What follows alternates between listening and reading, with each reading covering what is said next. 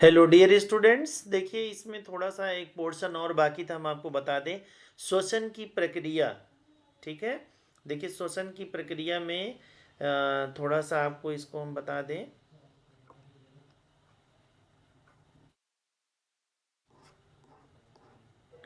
श्वसन की प्रक्रिया, ये इंपॉर्टेंट पॉइंट्स है। श्वसन की प्रक्रिया मतलब मैकेनिज्म जो है, इसमें थोड़ा सा आपको पढ़ना है, तो इस चीज़ को भी देखिए। ये क्या है? Process of respiration.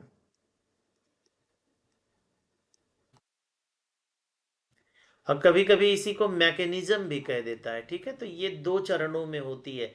इसी को हम क्या बोलते हैं? इंस्पायरेशन। क्या? इंस्पायरेशन। इंस्पायरेशन। और ये क्या है आपका? एक्सपायरेशन। इसी को क्या बोलते हैं? एक्सपायरेशन। देखिए बहुत सिंपल सा है, बहुत इसमें कुछ ज़्यादा नहीं है, आपको बस देखना है।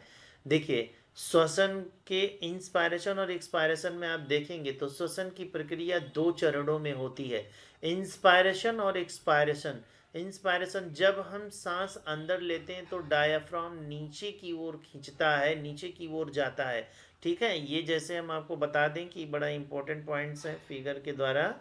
ये जो डायाफ्राम है, देखिए ये डायाफ्राम आपका क्या था? ऐसे ही था ना यहाँ पर। और ये डायाफ्राम क्या होता है? जब हम इंस्पायरेशन की क्रिया, जब सांस को अंदर लेते हैं तो ये क्या होता है? ऐसे नीचे की तरफ आता है। ठीक है, और फेफड़े को क्या होता है? जगह मिल जाता है। जब ये देखिए इस तरीके से है। और अगर हम इसके नेक्स्ट कंडीशन देखें तो ये क्या होगा? जब नीचे की तरफ आएगा तो क्या होगा? ये ऐसे हो जाएगा, इस तरीके से हो जाएगा, है ना, क्योंकि ये नीचे की तरफ आ रहा है। तो जब नीचे की तरफ आएगा तो क्या होगा? फेफड़े फेफड़े को क्या होगा? जगह मिल जाएगा। फेफड़ा क्या होगा? वो जगह उसका बढ़ जाएगा और उसमें क्या होगा? जिससे ऑक्सीजन युक्त हवा अंदर आ जाती है। ठीक है, अंदर आती है। ठीक है, तो ये आपका क्या हुआ? इंस्पायरेशन हुआ। और एक्सपायरेशन में अगर आप देखेंगे, जब हम सांस बाहर छोड़ते हैं, जब हम कार्बन डाइऑक्साइड निकालते हैं सांस में, तो देखिए हमारा पेट क्या पिचकता है और अंदर हवा आती है तो क्या होता है? फूलता है। तो डायाफ्राम वापस फिर क्या होता है? जब हम सांस को बाहर निकालेंगे, क्योंकि सांस जब अंदर आता है तो डायाफ्राम पे दबाव पड़ता है, वो नीचे की तरफ जाता है। और जब हम सांस को बाहर निकालेंगे तो क्या होगा? डायाफ्राम फिर वापस अपनी स्थान पर जो है वो आ जाता है और फेफड़ों से कार्बन डाइऑक्साइड गैस बाहर निकल जाती है। यही मैकेनिज्म है इसका। ठीक है, तो इस चीज़ को आप फिगर भी ऐसे बना देंगे। ये जो फिगर मैंने बनाया है, ये जो है इंस्पायरेशन में इस तरह का फिगर दिखा देंगे। और जो आपका जो है एक्सपायरेशन होगा, उसमें क्या करेंगे? जो इस तरीके से है, इसी को आप ऐसे दिखा देंगे, एरो का निशान ऊपर की तरफ दिखा देंगे इस तरीके से, और इसी को जो है आगे बढ़ा करके आप ऐसे दिखा देंगे। फिर ये डायफ्राम अपने स्थान पर आ गया कि नहीं आ गया? ठीक है, तो इंस्पायरेशन में क्या हो रहा है? डायाफ्राम नीचे होता है। ये क्वेश्चन कभी कभी पूछता है, बहुत इंपॉर्टेंट है, कि वो कौन सी कंडीशन होती है रिस्पायरेशन में जब डायाफ्राम जो है नीचे आता है? तो आप तुरंत मारेंगे क्या? इंस्पायरेशन, अंतः श्वसन में। और जब आपसे पूछा जाएगा कि वो मैकेनिज्म, वो कौन सी क्रिया है और श्वसन में प्रक्रिया में जब डायाफ्राम फिर अपने पुनः स्थान पे आ जाती है, तो आप क्या बताएंगे? एक्सपायरेशन, जिसे हम उच्छ्वसन बोलते हैं। ठीक है, तो बेटा इतना ये कंफर्म हो गया। आगे नेक्स्ट आप देखिए, आपको जो है इसी में हम आपको इम्पोर्टेंट क्वेश्चंस जो हैं, ऑब्जेक्टिव जितने हैं हम आपको बता दे रहे हैं।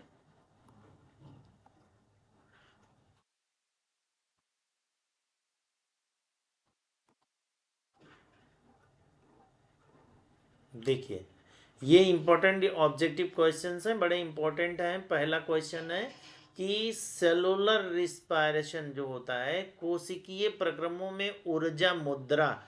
ये देखिए बड़ा इंपॉर्टेंट, हमने आपको पढ़ाया भी है। क्या पढ़ाया है?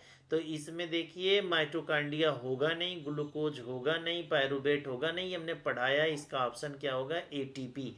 एटीपी को ही हम मुद्रा ऊर्जा के नाम से भी जानते हैं। ठीक है, तो ये इम्पोर्टेंट क्वेश्चन हमने लिखाया भी था और आपको इसकी जानकारी होनी भी चाहिए। ठीक है, नेक्स्ट क्वेश्चन देखिए, इसमें आगे हम बढ़ते हैं नेक्स्ट पर। Question number 2। क्वेश्चन नंबर 2 देखिए कितना इम्पोर्टेंट क्वेश्चन आया है। क्वेश्चन नंबर 2 है कि इसमें पूछ रहा है कि दो इसमें क्वेश्चन है, एटीपी तथा NADP2H का निर्माण होता है। तो ये देखिए इसमें क्लोरोप्लास्ट, बहुत इंपॉर्टेंट क्वेश्चन है। माइटोकांड्रिया, पेरोक्सीसोम, लाइसोसोम का कोई मतलब नहीं है। नेक्स्ट क्वेश्चन फिर देखिए आपका बहुत इंपॉर्टेंट क्वेश्चन है। देखिए next question number 3, question number 3 देखिए, प्रचलित रूप से ऊर्जा गृह कहलाता है। देखिए ये भी बड़ा इंपॉर्टेंट क्वेश्चन है। क्वेश्चन नंबर 3 पे जब हम आएंगे तो ये क्वेश्चन नंबर, ऊर्जा गृह क्लोरोप्लास्ट को तो कहते नहीं, इसका क्या आंसर होगा, माइटोकांड्रिया। इंपॉर्टेंट क्वेश्चन, बहुत इंपॉर्टेंट है। तो इस तरीके से आप इसको जानिएगा। क्वेश्चन नंबर, देखिए क्वेश्चन ये बहुत तरीके से पूछता है। पावर हाउस किसे कहते हैं, बिजली का घर किसे कहते हैं, ऊर्जा गृह कहते हैं, तो सबका आंसर माइटोकांड्रिया होगा। फिर देखिए क्वेश्चन नंबर 4, निम्न में से क्वेश्चन पूछ रहा है, निम्न में से कौन ऊर्जा का सिक्का, बहुत इंपॉर्टेंट है, हमने सीधे नोट्स में लिखाया था, ऊर्जा का सिक्का या मुद्रा के रूप में जाना जाता है। देखिए क्वेश्चन बार बार पुटअप कर रहा है। तो ये हमारा क्या होगा, एटीपी होगा, adenosine triphosphate. Important question, adenosine triphosphate को हम ऊर्जा का सिक्का या मुद्रा के रूप में जानते हैं। ठीक है, ये क्वेश्चन आपको हमने लिखाया भी है। क्वेश्चन नंबर 5, निम्नलिखित में से कौन सी एक परत पराबैंगनी किरणों को पृथ्वी पर आने से रोकती है। तो ये बेटा बहुत इंपॉर्टेंट है, ये भी बहुत पूछता है। इसका आंसर है ओजोन परत। ठीक है, क्लोरोफ्लोरो जो होता है, गैस होती है, वो क्या करती है कि ओजोन परत को छेद करके जब नीचे आती है तो क्या होता है कि ये ओजोन परत को नुकसान पहुंचाती है और स्किन डिजीज होते हैं। तो ये ओजोन परत क्या करती है, अल्ट्रा वायलेट किरणों जो क्लोरोफ्लोरो गैस है उसको आने से पृथ्वी पर रोकती है। ठीक है, तो ये आपका आंसर सही है, आंसर ओजोन परत। फिर देखिए next question, question number 6,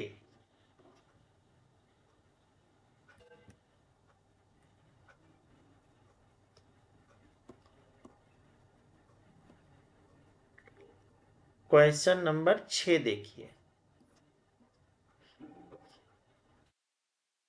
question number 6, वह प्रक्रियाएं जिनमें जटिल कार्बनिक अणु सरल अणुओं में टूटते हैं। देखिए टूटने की बात आ गई, अब यहां आप खूब बढ़िया से समझिए क्योंकि ये क्वेश्चन पूछा है। देखिए मेटाबॉलिज्म जो हम लोगों का होता है, मेटाबॉलिज्म, मेटाबॉलिज्म को हिंदी में चयापचय बोलते हैं। क्या बोलते हैं, चयापचय। ये देखिए चयापचय हो गया। और ये चयापचय क्या होता है, दो प्रकार का होता है, एक होता है एनाबॉलिज्म, एनाबॉलिज्म, एनाबॉलिज्म, और एक होता है बेटा आपका क्या, दूसरा क्या होता है, केटाबॉलिज्म, केटाबॉलिज्म, केटाबॉलिज्म। इसकी हिंदी होती है अपचयी। क्या होती है, अपचयी, अपचयी। और इसकी हिंदी होती है उपचयी। क्या होती है, उपचयी। ये बड़ा इंपॉर्टेंट पॉइंट्स हैं, उपचयी। अब देखिए इसको समझिए, मेटाबॉलिज्म हम लोगों का, अगर मेटाबॉलिज्म गड़बड़ा गया तो समझ लीजिए कि हम लोगों को तमाम समस्याएं आ जाती हैं। ठीक है, तो यहाँ पर देखिए कि एनाबॉलिज्म जो होता है इसमें सिंथेसिस होता है। इसमें क्या होता है, सिंथेसिस, सिंथेसिस, सिंथेसिस माने क्या होता है, निर्माण होना। क्या होता है, निर्माण होना, निर्माण माने कि नई चीज का बनना। और ये क्या होता है, डिस्ट्रक्टिव होता है। क्या होता है, डिस्ट्रक्टिव, डिस्ट्रक्टिव का मतलब होता है टूटना, टूटना। देखिए टूटना, तो जिसमें टूटने की क्रिया होती है, जैसे अगर हम आपको कहें एक पिसान की लोई को अगर हम ले लें, जैसे कि आपने आटे को देखा होगा, तो आटे को अगर आप गूंथते हैं, गूंथ करके उसकी लोई बनाते हैं, तो गूंथ करके जब हम रखते हैं तो क्या होगा, वो निर्माण हो रहा है, उससे रोटी हम बनाएंगे। और अगर उसी आटे को ऐसे हाथ से मलते रहते हैं तो धीरे धीरे वो लंबाई बढ़ती है और टूट टूट करके अलग हो जाती है। तो डिस्ट्रक्टिव टूटना क्या होता है, केटाबॉलिज्म होता है, और बनना क्या होता है, वो हमारा एनाबॉलिज्म होता है। और केटाबॉलिज्म की हिंदी क्या है, अपचयी है। और एनाबॉलिज्म की हिंदी जो बनना है वो उपचयी है। तो यहाँ पूछ क्या रहा क्वेश्चन, वह प्रक्रियाएं जिनमें जटिल कार्बनिक अणु सरल अणुओं में टूटते हैं। तो टूटने की बात हो रही है, तो आंसर क्या होगा आपका, ये होगा, जिसको हम क्या बोलते हैं, इसको केटाबॉलिज्म। केटाबॉलिज्म। और इसी तरीके से रिस्पायरेशन भी क्या है, केटाबॉलिज्म है। ठीक है, तो ये क्वेश्चन आप देखिएगा, जानिएगा बढ़िया से, इसीलिए मैंने आपको इसमें समझा दिया। अब देखिए ये क्वेश्चन पूछ रहा है, नवीकरणीय ऊर्जा का एक पर्यावरणीय हितैषी है। तो देखिए पर्यावरणीय हितैषी स्रोत है। अब देखिए हितैषी स्रोत है पूछ रहा है, तो ये देखिए ये देखिए ये भी हितैषी स्रोत है, ये भी हितैषी यहाँ पूछना चाहिए हितैषी स्रोत नहीं है। देखिए हितैषी स्रोत नहीं है, जब ये पूछेगा यहाँ पर थोड़ा जोड़ लीजिए, नहीं है, नहीं है जब पूछेगा, तब ये ऑप्शन आपका कौन सा सही होगा, यहाँ पर ऑप्शन नंबर 2 सही होगा, क्योंकि ये सब हितैषी, पवन ऊर्जा, प्राकृतिक गैस, कोयला, ये सब हितैषी स्रोत है। ठीक है, तो नहीं है पेट्रोलियम ऊर्जा, ये आंसर, ये क्वेश्चन ही गलत पूछा गया, इसको हम यहाँ सुधार कर दे रहे हैं। ठीक है, और आपके अनसॉल्व में पूछा गया क्वेश्चन है। क्वेश्चन नंबर 8, कूपिका वायु कोष्टिका पाई जाती है। तो ये बिल्कुल देखिए एल्वेलाई जो होती है वो कहाँ पाई जाती है, अभी हमने जस्ट पढ़ाया है डिस्क्रिप्शन में, तो इसका आंसर होगा फेफड़ा। ये आपका वैसे सही हो गया, फेफड़े लंग्स में होता है। फिर देखिए क्वेश्चन नंबर 9, क्वेश्चन नंबर 9 में देखिए, प्रकाश संश्लेषण प्रक्रम के दौरान क्या नहीं संश्लेषित होता है। देखिए ये भी बड़ा इंपॉर्टेंट है। तो जल तो होता है, ग्लूकोज बनता है, CO2 कार्बन डाइऑक्साइड, इनमें ऑक्सीजन नहीं बनता, ये भी आप बिल्कुल सही कर दीजिए, ऑक्सीजन, इसको पढ़ लीजिएगा। क्वेश्चन नंबर 10,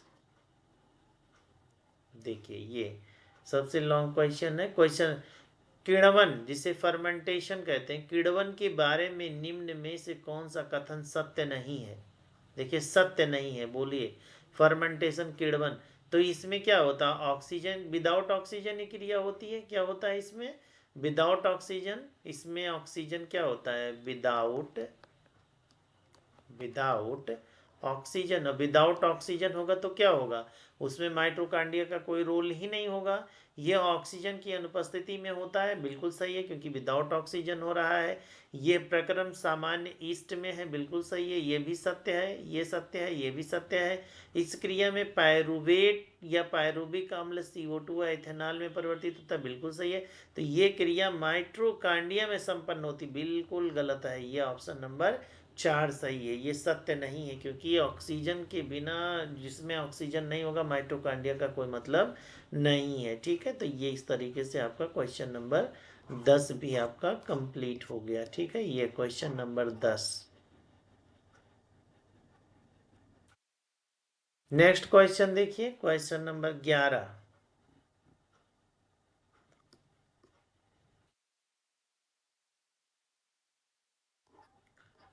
क्वेश्चन नंबर 11 देखिए इंपॉर्टेंट क्वेश्चन है, ध्यान से देखिए।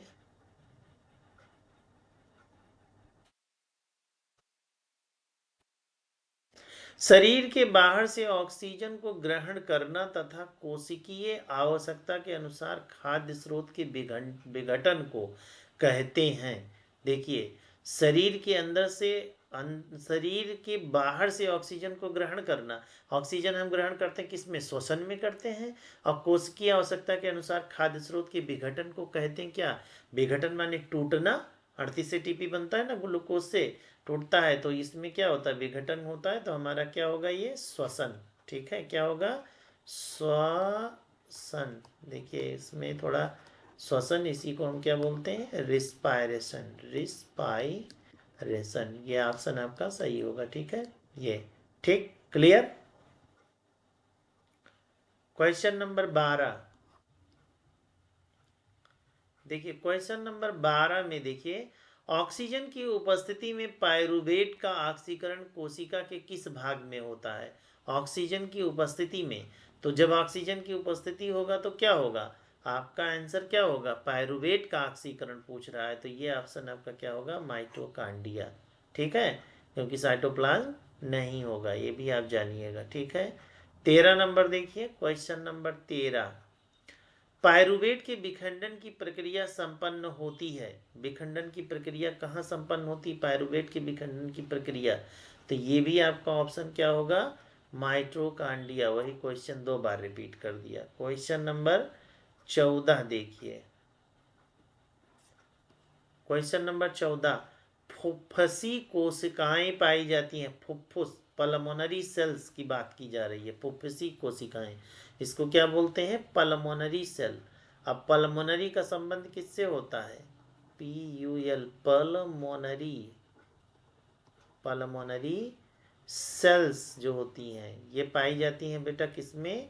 फेफड़ा में पाई जाती हैं। क्योंकि आप पढ़े भी होंगे पल्मोनरी स्पेशलिस्ट, जो सांस के डॉक्टर होते हैं उनको पल्मोनरी स्पेशलिस्ट भी बोलते हैं। ठीक है, तो इस तरीके से आपका क्या होगा? फेफड़ा होगा। ठीक है, ये। Next question, question number 15।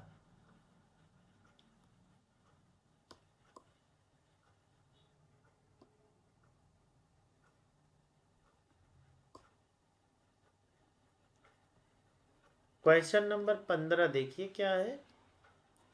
Question number 15 है, ग्लाइकोलिसिस का अंतिम उत्पाद है। देखिए ये भी इंपॉर्टेंट है। ग्लाइकोलिसिस साइटोप्लाज्म में होता है और उसका अंतिम उत्पाद जो बनता है वो बनता है पायरुवेट। देखिए हम आपको बता दें, ग्लाइकोलाइसिस, ग्लाइकोलिसिस, क्रेब्स साइकिल, और तीसरा है ETS, जिसको हम इलेक्ट्रॉन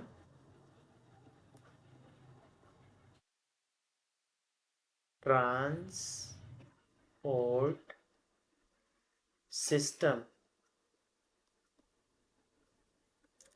ये देखिए, अब ये होता कहाँ है ये आप देखिए, इसको भी हम आपको थोड़ा कलर चेंज करके दिखा दें। ये ग्लाइकोलिसिस कहाँ होता है? साइटोप्लाज्म में होता है। कहाँ होता है? साइटोप्लाज्म में होता है। और ये कहाँ पर होता है? माइटोकांड्रिया के मैट्रिक्स में। Mitochondrial matrix. और ये कहाँ पे होता है बेटा? इसको जानिए, माइटोकॉन्ड्रिया के इनर मेम्ब्रेन में होता है। इनर मेम्ब्रेन में। बड़ा इंपॉर्टेंट क्वेश्चन है तीनों। पूछा जाता है कि ग्लाइकोलिसिस कहाँ होता है? साइटोप्लाज्म में। क्रेब साइकिल कहाँ होता है? माइटोकांड्रिया मैट्रिक्स में। इलेक्ट्रॉन ट्रांसपोर्ट सिस्टम कहाँ पर होता है? ये माइटोकांड्रिया के इनर मेम्ब्रेन में होता है। कि तो माइटोकांड्रिया के 2 मेम्ब्रेन होते हैं, आउटर मेम्ब्रेन और इनर मेम्ब्रेन। और इनर मेम्ब्रेन क्या होती है? फिंगर लाइक प्रोजेक्शन बनाती है। ठीक है, जगह जगह पर। और इस तरीके से ये आपका जो है यहाँ पे ग्लाइकोलिसिस का अंतिम उत्पाद पूछ रहा है, तो अंतिम आके पायरुवेट बनाता है। ठीक है, उसके बाद देखिए नेक्स्ट क्वेश्चन आप देखिए यहाँ पे। नेक्स्ट क्वेश्चन है क्वेश्चन नंबर 16। क्वेश्चन नंबर 16 देखिए क्या पूछ रहा है कि 6 कार्बन वाले अणु ग्लूकोज का 3 कार्बन वाले अणु पायरुवेट में विखंडन होता है। यह प्रक्रम होता है कहाँ? देखिए फिर ये पूछ लिया विखंडन होता है, तो इसका भी आंसर आपका कहाँ होगा? माइटोकांड्रिया होगा। देखिए माइटोकांड्रिया खूब पूछ रहा है क्वेश्चन में। फिर देखिए क्वेश्चन नंबर 17। कोशिकीय प्रक्रम में ऊर्जा मुद्रा है। देखिए फिर ऊर्जा मुद्रा पूछ रहा है, बहुत बार पूछा गया है। ATP, adenosine triphosphate. फिर देखिए नेक्स्ट क्वेश्चन आप देखेंगे, श्वसन प्रक्रम के दौरान ग्लूकोज अणु का पायरुवेट अणु में विखंडन होता है। देखिए फिर ये क्वेश्चन पूछा माइटोकांड्रिया मैट्रिक्स में। देखिए ये भी इंपॉर्टेंट क्वेश्चन है। इस तरीके से आपका ये क्वेश्चन जो है रिस्पायरेशन का ऑब्जेक्टिव क्वेश्चन जो थे वो हमने आपको करा दिए। ठीक है, तो बस आज इतना ही। कल फिर नए क्वेश्चन के साथ। बोर्ड एग्जाम से पहले सारे वीडियो एक बार आप देख लीजिएगा, आप 100% क्वेश्चंस करके आएंगे जो है। ठीक है, थैंक यू।